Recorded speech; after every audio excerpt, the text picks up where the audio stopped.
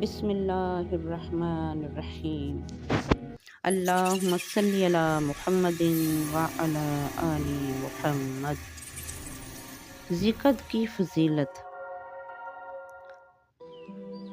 نبی کریم صلی اللہ علیہ وسلم نے فرمایا، جو شخص جمعہ کے ذی-القعدہ کے مہینے میں ہر جمعہ کی نماز کے بعد 4 رکعت نماز نفل پڑھے، ہر رکعت میں سورہ فاتحہ کے بعد سورہ اخلاص 11 بار پڑھے تو اللہ تعالیٰ اس کا حج کا ثواب عطا فرمائیں گے کہ اس نے حج کیا۔ اور جو شخص ہر شب کو یہ نماز پڑھے وہ گناہوں سے ایسے پاک و صاف رہتا ہے کہ گویا آج ہی ماں کے پیٹ سے پیدا ہوا ہے۔ اور 25ویں ذی-القعدہ کی رات کی عبادت۔ آپ صلی اللہ علیہ وسلم نے فرمایا، جو شخص 25ویں ذی-القعدہ کی رات کو 100 رکعت نماز نفل پڑھے، ہر رکعت میں سورہ فاتحہ کے بعد سورہ اخلاص 11 بار پڑھے تو اگر وہ شخص اسی رات کو وفات پا جائے تو دنیا سے شہید اٹھے گا اور اللہ جل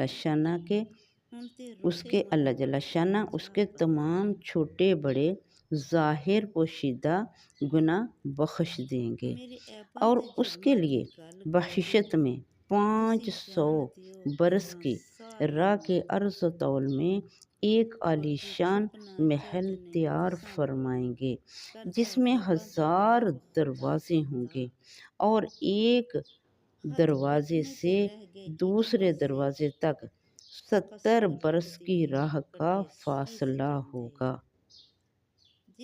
اور آپ صلی اللہ علیہ وسلم نے ارشاد فرمایا، جو کوئی ذی-القعدہ کی 25ویں شب کو ذی-القعدہ کی 25ویں شب کو 2 رکعت نماز پڑھے کہ ہر رکعت میں سورہ فاتحہ کے بعد سورہ اخلاص 7 بار پڑھے تو اللہ جل شانہ اس کو شہادت کا درجہ عطا فرمائیں گے اور بے حد نیکیاں اس کے نامہ اعمال میں درج ہوں گی۔ اور آپ صلی اللہ علیہ وسلم نے فرمایا، جو شخص 25ویں ذی-القعدہ کو یعنی 25ویں تاریخ ذی-القعدہ کی دن کے وقت کی میں اب عبادت بتانے لگی ہوں، 25 ذی-القعدہ کو 4 رکعت نماز پڑھے کہ ہر رکعت میں سورہ فاتحہ کے بعد سورہ اخلاص 3 بار پڑھے تو اس کے لیے اللہ جل شانہ بخشت میں یاقوت سرخ کا ایک محل بنائیں گے جس میں 184 تخت ہوں گے۔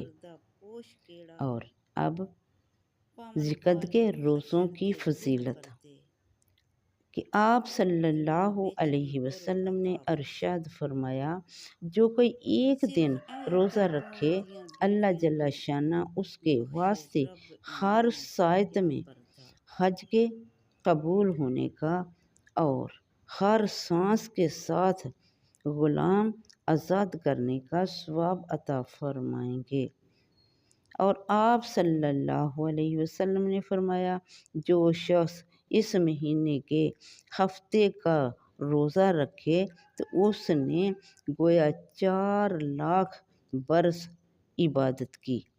جس نے اتوار کا روزہ رکھا تو اس نے گویا 4 لاکھ غلام آزاد کیے۔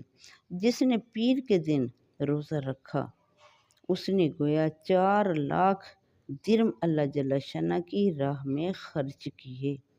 جس نے منگل کو روزہ رکھا اس نے گویا 4 لاکھ مقبول حج ادا کیے۔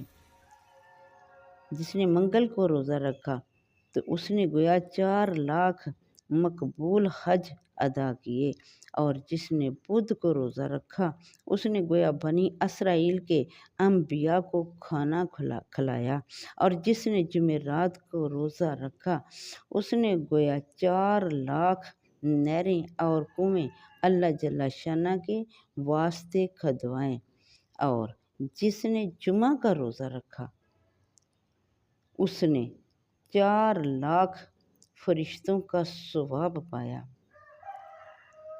ذوالقعدہ کی پیر کو روزہ رکھنا 1000 سال کی عبادت سے بہتر ہے۔